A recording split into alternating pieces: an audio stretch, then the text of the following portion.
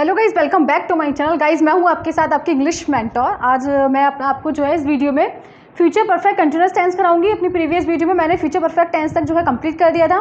ठीक है, next turn है हमारा फ्यूचर परफेक्ट कंटिन्यूअस टेंस सीखने का। ठीक है, तो इसकी जो डेफिनेशन क्या होगी, इसके रूल्स क्या होंगे, ठीक है, इसको हम कैसे फाइंड कर सकते हैं कि हमारे फ्यूचर परफेक्ट कंटिन्यूअस टेंस होंगे। तो मैं ऐसे आप लोगों को कुछ पहचान बताऊंगी जिससे आप लोग पहचान कर सकते हैं इजीली। ठीक है, तो देखेंगे फ्यूचर परफेक्ट कंटिन्यूअस टेंस जो हमारा फोर्थ पार्ट है फ्यूचर टेंस का। ठीक है, आज आपको जो टेंस है वो लास्ट हो जाएंगे क्योंकि लास्ट पार्ट है। ठीक है, फ्यूचर परफेक्ट कंटिन्यूअस टेंस। ठीक है, देखेंगे अब इसको हम कैसे पहचान कर पाएंगे कि हमारे फ्यूचर परफेक्ट कंटिन्यूअस टेंस है। ठीक है, तो फ्यूचर का मतलब भविष्य है, यानी कि जो काम हमारा फ्यूचर में होगा। ठीक है, परफेक्ट का मतलब होता है जहाँ पर टाइम का भी सेंस दे रखा हो, जहाँ पर टाइमिंग दे रखी हो। ठीक है, और कंटिन्यूअस का मतलब जो काम लगातार हो रहा है। कंटिन्यूअस का मतलब वो काम अभी तक हो रहा है। ठीक है, तो हमारा क्या हो जाएगा, जिन सेंटेंसेस के लास्ट में रहा होगा, रही होगी, रहे होंगे प्लस टाइम भी दे रखा होगा, ठीक है, वो टेंस हमारे कहलाएंगे फ्यूचर परफेक्ट कंटिन्यूअस टेंस। ठीक है, जैसे राम 3 घंटों से खाना खा रहा होगा, तो हमारा 3 घंटों से टाइमिंग दे रखी है और खा रहा होगा यानी कि रहा होगा, रही होगी, रहे होंगे plus time is also given, that's called future perfect continuous tense. ठीक है,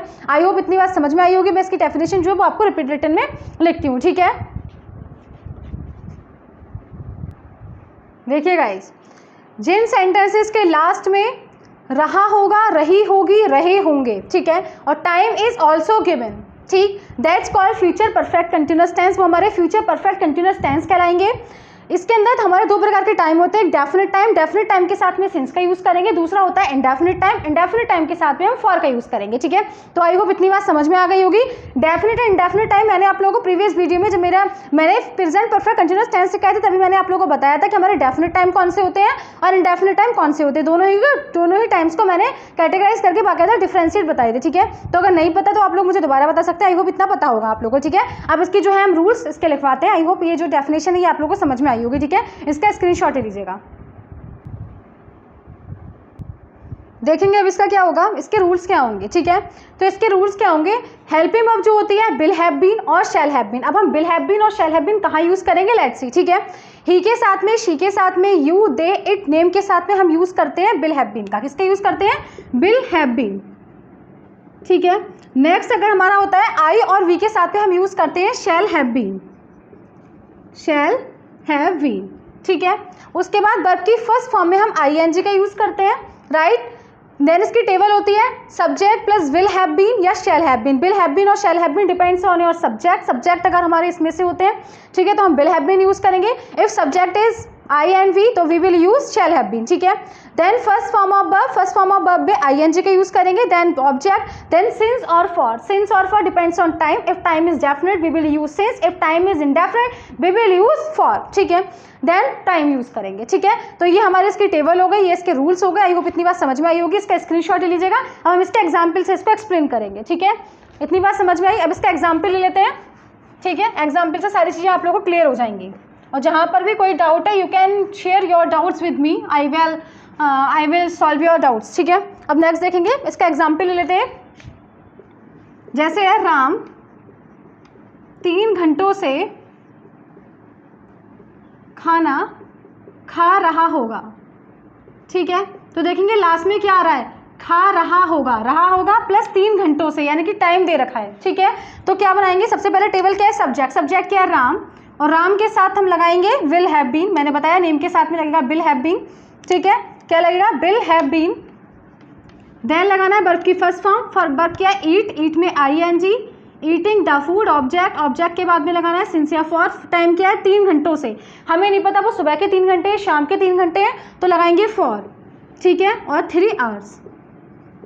तो इस तरीके से हम सेंटेंस को बनाते हैं अगर हमारा सेंटेंस अफर्मेटिव होता है देन। ठीक है, तो आई होप ये जो सेंटेंस है अफर्मेटिव आप लोगों को समझ में आ गए होंगे। अब नेगेटिव सेंटेंस में हम क्या करते हैं, जब नेगेटिव की बात आती है तो बहुत ही सिंपल होता है। नेगेटिव में हम लगा देते हैं, जैसे राम 3 घंटों से खाना नहीं खा रहा होगा, क्या कर देंगे, नहीं खा रहा होगा।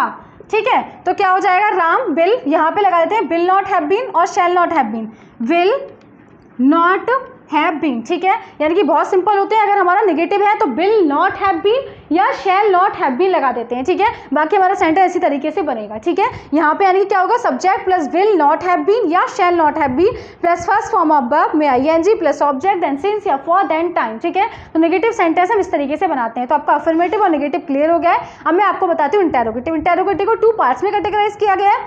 जब सेंटेंस के स्टार्टिंग में क्या होगा तो जो हमारी कंडीशन होंगी वो डिफरेंट होंगी, और सेंटेंस के मिड में क्वेश्चन वर्ड दे रखा है तो डिफरेंट जो कंडीशंस विल बी डिफरेंट, ठीक है। दोनों ही कंडीशन हम देखते हैं आज, ठीक।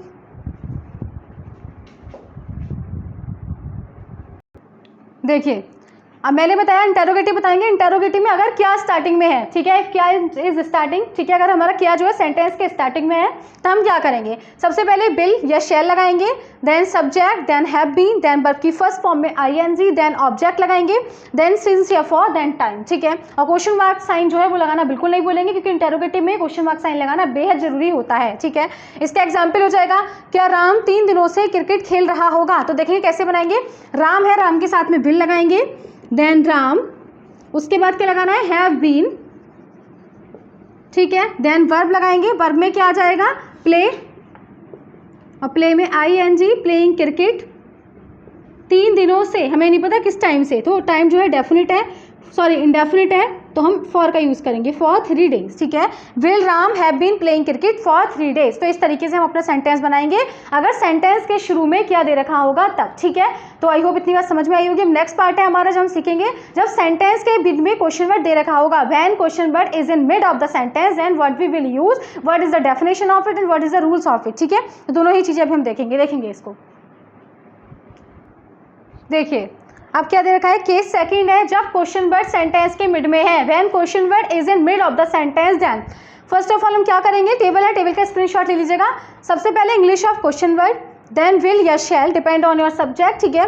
Then subject, then have been, then verb की फर्स्ट फॉर्म में ING, then object, then since और फॉर, ठीक है। Depend on time, if time is definite then we will use since, if time is indefinite we will use for, ठीक है। Then time, then question word, ठीक है। उसके बाद क्या है, सीता 3 घंटों से क्या कर रही होगी। तो देखिए सबसे पहले क्या बताया था, क्वेश्चन वर्ड की इंग्लिश क्या क्या होता है, व्हाट, देन क्या हो जाएगा, सीता है तो सीता के साथ विल, सीता, फिर आ जाएगा हैव बीन, और उसके बाद कर रही होगी डूइंग, फिर 3 घंटों से, ठीक है, तो फॉर 3 डेज, ठीक है। तो इस तरीके से हम सेंटेंस को बनाते हैं। इसका जो टेबल है, टेबल का स्क्रीनशॉट ले लीजिएगा, ठीक है। और आई होप आपके जो तीनों प्रकार के जो टेंस हैं, यानी कि तीनों प्रकार के अफर्मेटिव, नेगेटिव, इंटेरोगेटिव मैंने कंप्लीट करा दिए हैं, ठीक है। आई होप ये समझ में भी आ गए होंगे सारे। अगर नहीं समझ में आए हैं तो आप लोग इसको मुझे बता दीजिएगा एक बार, मैं आपको दोबारा इसको एक्सप्लेन कर दूंगी, ठीक है। और जितनी ज़्यादा प्रैक्टिस करेंगे उतना ज़्यादा अच्छा है। सेंटेंसेस को जो है लाइटली नहीं लीजिएगा, क्योंकि सेंटेंस ही हमारी इंग्लिश की एक बेसिक नींव है, ठीक है, फाउंडेशन है। जब तो फाउंडेशन स्ट्रॉन्ग नहीं होगी तो हमारी बिल्डिंग स्ट्रॉन्ग नहीं बनेगी, ठीक है। तो इसे अच्छे से पढ़िएगा, ठीक है। अगर इंग्लिश अच्छी करनी है, कोई भी प्रॉब्लम्स आ रही है किसी प्रकार की, तो यू कैन शेयर और प्रॉब्लम्स विद मी, ठीक है। Thank you and have a nice day.